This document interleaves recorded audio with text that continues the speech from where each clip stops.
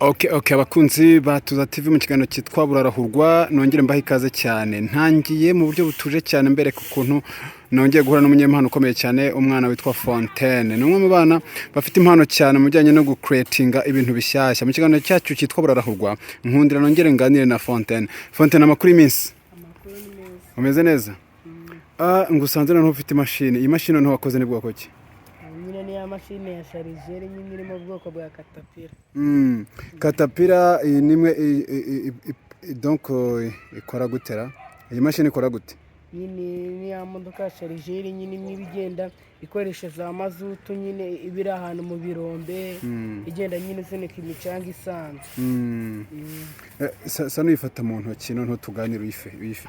Aha, Fontaine rero abakunzi ba Tuza TV mu kiganiro cyitwa Burarahurwa bahora iteka bategereje udushya twawe. Nubwo kabiri tuganiriye ariko ikiganiro cya mbere abantu baragikunze. Uyu munsi wazanye iyi mashini tumaze kureba ukuntu irimo igenda imuvinga. Fontaine, watekereje ute gukora iyi mashini noneho? Nyine urareba twakundi mu gihembwe cya mbere twe twararuhutse. Ibira by'umweru bibiri byose namaze icyumweru n'iminsi irenga 3 ndi kuyikora. Ngenda nyikora ngenda miga izino moteri miga n'amantena zatuma bibasha kumuvingana neza, ngenda miga na bluetooth nyine zajya zituma bibasha guhuza neza nyine amareza akaba ari furu yuzuye. Ibi byose wagenda gubihiga hehe? Nyine nagendaga mbigura. Ufata akantu kamwe kakagura kandi ukakagura se? Ngenda nyine ngura kamwe kamwe. Fontaine, ibintu uko mbibona ubikora gutya wiga mu mashuri abanza, umuntu akwibaza wabikuye hehe nka Fontaine? Nyine naho nabikuye n'impano ibindimo. Ni impano ibikurimo. Uyu munsi se wumva iyi impano yawe ari hehe yagera ku buryo wakomeza kuyiteza imbere, kuyishyigikira kugira ngo ikomeze gutera imbere? Ukuntu se nimva ukuntu biba byagenda. Nyine ngiye mba nifuza nk'umuterankunga. Nyine mba nifuza kubona umuterankunga noneho ku buryo nagera ku rwego rwo gukora imodoka nyine zirenze nzima, nkareka gukora mu bikarito nkaba nakora n'imodoka nyine ziriya zisanzwe kabiri hybrid kabiri igenda idahinda yo ikoze mu bwayo buryo. Ariko Fontaine, iyo murabonye iyi mashini wakoze ukuntu irimo igenda, amapine akikaraga agakata akagaruka, ibintu bimwe bigakora, umuntu yibaza ikiri mu nda y'imashini ni igiki? Ni iki kintu gituma igenda?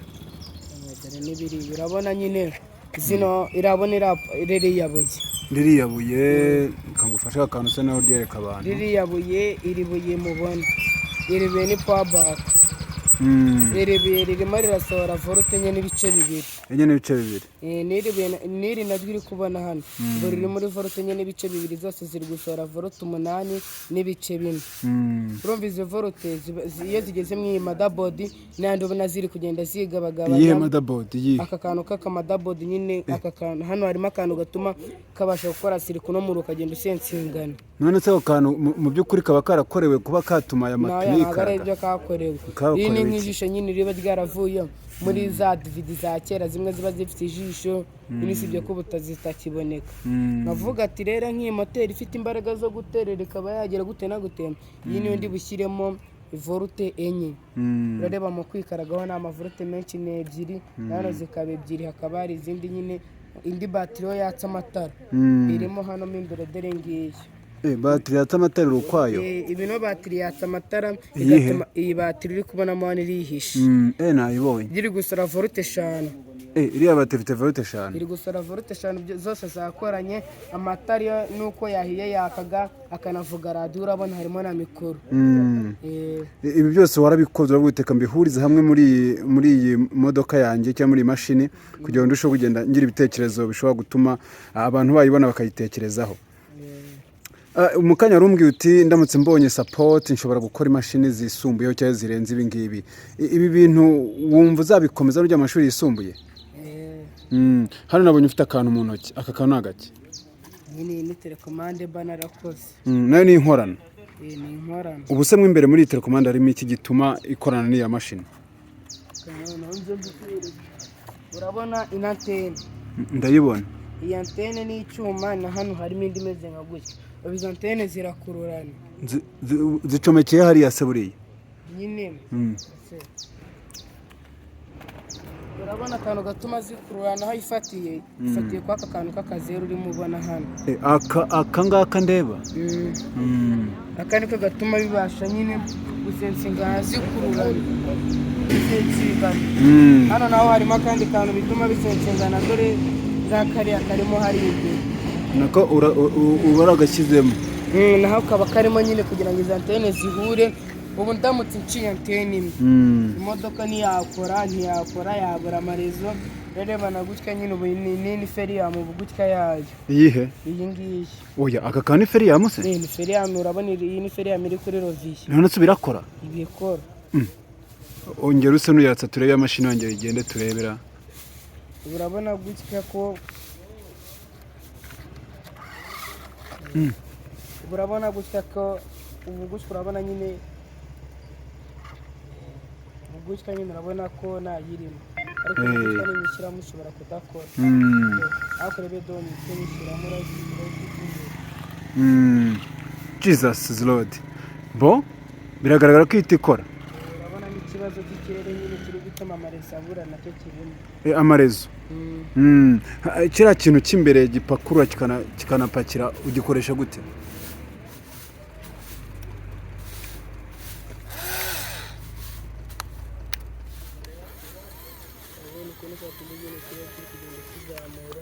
oya uretse ndore ubwo aho ngaho urimo urakora ubu gutya hano kirimo kirazamuka ubu gutya hano kirimo kiramanuka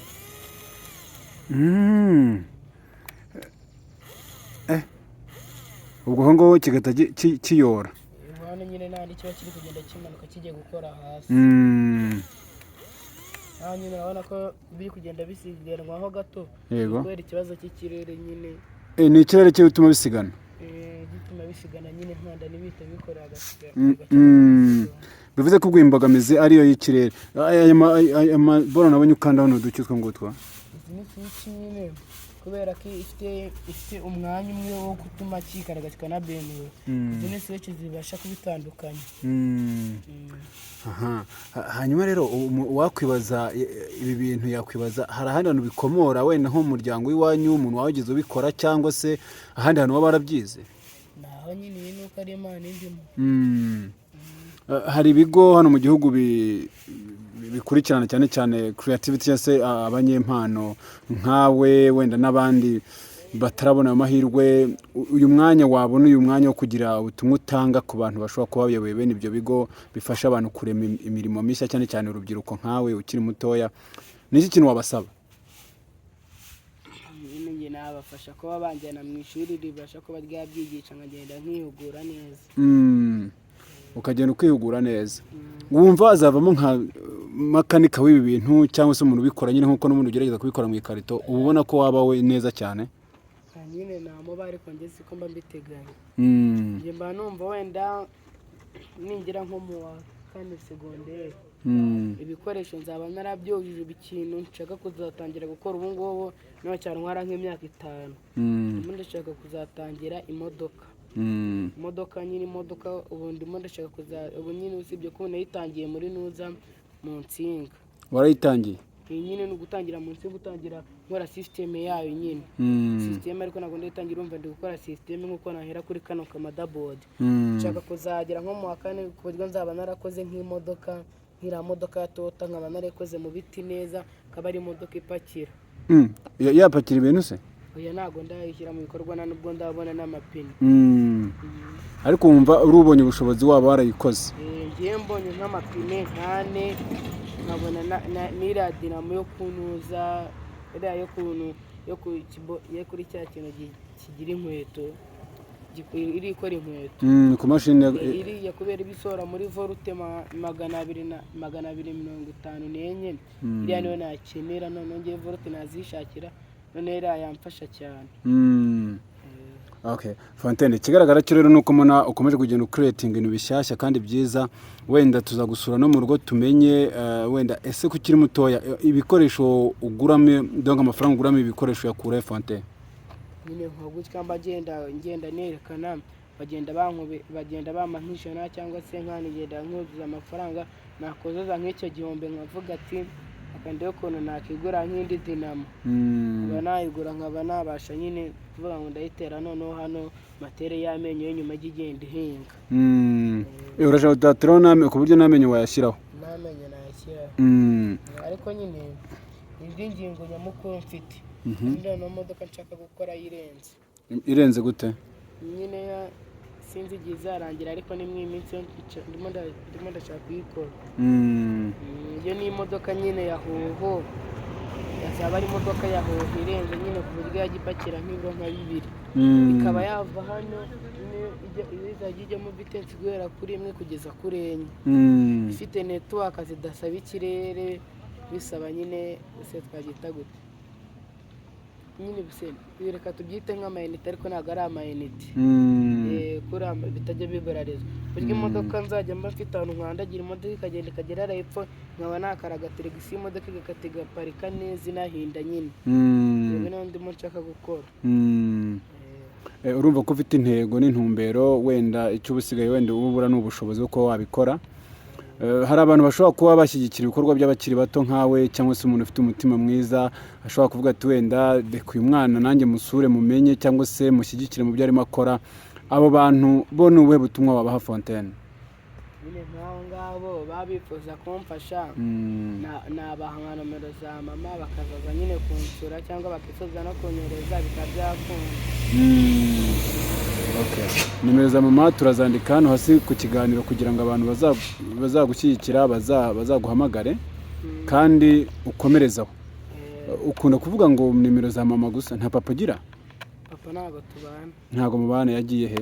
Ntabwo mbizi nyine ngewe nakuze mubona, mperuka kumubona afite nk'imyaka 5 cyangwa 6. ubu ngubu ntukimubona?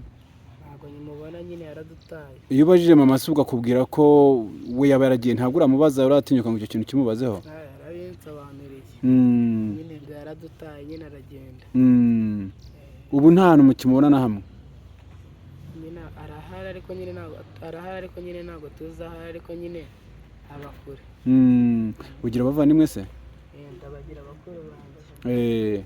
Muri bo nta muntu ufite impano nk'iyawe? Wapi. Usibye ndi tujya kungana. Yego. Aha, ntacyo ubwo reka tugushimire uko biri kose, twe tuzagusanga mu rugo wenda na mama tuganire, tumubaze nk'umubyeyi wenda yabona umwana afite impano imeze gutya, icyaba yumva yasaba cyangwa se uburyo yagushyigikiramo, cyangwa n'abandi bantu bashobora kubona ibyiza urimo ukora cyangwa wifuza kugeraho bakaba bagushyigikira. Yego. Fontaine, urakoze cyane ku kiganiro cyiza.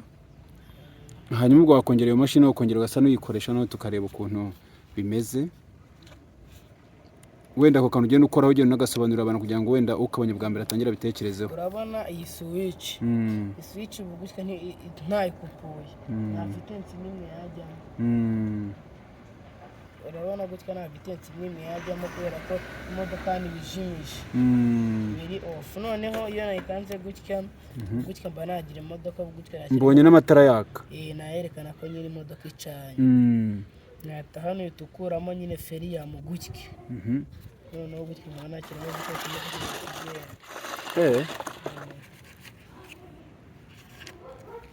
Abana hawe nakabaze nyine kumaneto wako kari gutuma imodoka itagaruka.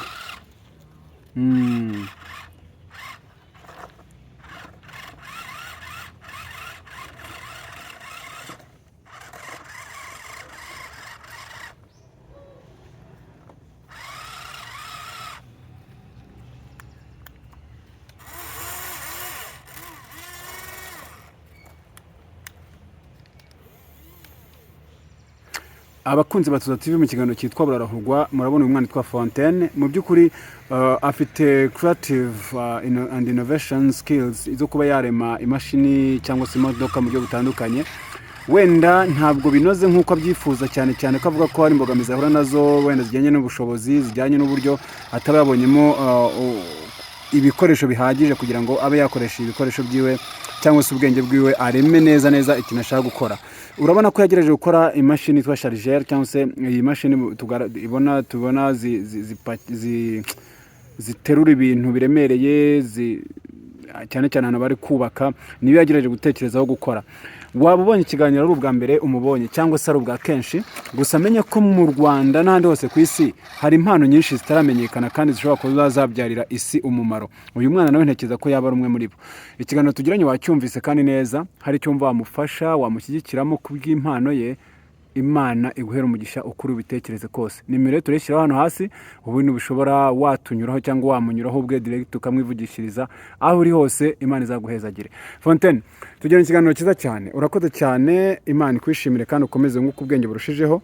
Twe nka Tuza TV mu kiganiro cyitwa Burarahurwa twizera neza ko kubaho kwacu bigirwa muhora n'abandi bantu. Nawe wabona ugira umugisha hakagira umuntu ukublessinga mu buryo cyangwa ubundi, arushyigikira impano yawe mu buryo bw'ubushobozi, wenda ukajya ubona ibikoresho cyangwa se wagufata nsharije akagufasha kwiga ibintu, wenda ukaba wazagira icyo umarira rubanda n'isi muri rusange.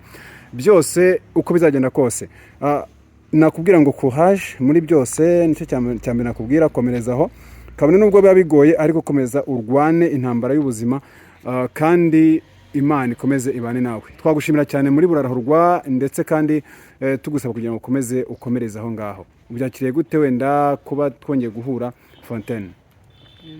Byakiriye neza. Abandi bana nkawe gira akantu gato babwira, wenda muri mu kigero kimwe. Usundi ufite imyaka ingahe? Imyaka 13. Wiga mu kangahe? Ndi mu wa 5. Kuri he shuri? GS Kagugu. GS Kagugu mu wa 5.